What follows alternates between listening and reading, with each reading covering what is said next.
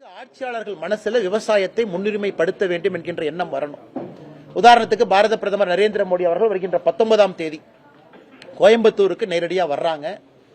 தென்னிந்தியா இயற்கை விவசாயிகள் சம்மேளனம் இங்க நடக்க இருக்கிறது. அதில் நம்முடைய விவசாய பெருமக்களை சந்திக்கிறாங்க. 5000த்திற்கும் மேற்பட்ட இயற்கை விவசாயம் செய்யக்கூடிய இளைஞர்களை சந்திக்கிறாங்க. தென்னிந்தியாவில் பணி செய்யக்கூடிய 50 சயின்டிஸ்ட் விஞ்ஞானிகளை சந்திக்கிறாங்க. காரணம், இன்னைக்கு இந்தியாவை பொறுத்தவரை இயற்கை விவசாயம் என்பது காலத்தினுடைய கட்டாயம். இயற்கை விவசாயம் காலத்தினுடைய கட்டாயம்.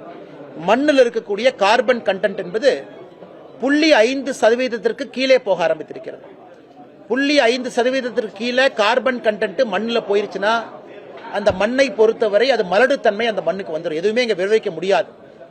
ஒரு மண்ணுக்கு குறைந்தபட்சம் 4.5% கார்பன் கண்டென்ட் இருந்தால் மட்டும்தான் இங்கே விவசாயம் செய்ய முடியும். இன்னைக்கு தமிழகத்தில் TNAU சமீபத்தில் நடத்திருக்கக்கூடிய ஆய்வறிக்கை பார்த்தீங்கன்னா 7 ஜோன்லயுமே சராசரியாக கார்பன் கண்டென்ட் 0.5 கீழே போயிருக்கு. அதனால் இதெல்லாம் இன்னைக்கு தலையாய பிரச்சனை. நம்ம பிக்ஸ் பண்ணி ஆகணும். நாடு மாடுகளை ஊக்குவிக்கணும். அதிகமாக சப்சிடி கொடுக்கணும். விவசாய பெருமக்கள் இன்னைக்கு ஒரு காங்கேய மாடு வாங்குறாங்கன்னா 3 லிட்டர் பால் கறக்க முடியுது. அது அவங்க 40 ரூபாய்க்கு போய் சொசைட்டியில் ஊற்றி அதன் மூலமாக மாட்டை அவங்களால பராமரிக்க கூட முடியாது. இன்னைக்கு அரசுகள் சப்சிடி கொடுத்து மாடு வாங்கி கொடுக்கணும். ஒரு விவசாயிக்குமே என்னை பொறுத்தவரை 80%, 90% மானியம் கொடுக்கணும். மாடு வந்தா மட்டும்தான் கார்பன் கண்டென்ட் பிக்ஸ் ஆகும். அதனால நிறைய விஷயங்கள் பேசுவாங்கன்னா அதுல அண்ணன் சொல்வது குறிப்பாக ஏதோ ஒரு பகுதியில் உரத்துல பிரச்சனையாக நடந்திருக்குன்னு. இதற்கெல்லாம் அடிப்படை விவசாயத்தை பிக்ஸ் பண்ணிக்கிட்டே வரணும். அதனாலதான் நம்முடைய விவசாயத்துறை அமைச்சர் திரு சிவராஜ் சிங் சௌஹான் அவர்களும் கோயம்புத்தூரை தேர்ந்தெடுத்தாங்க.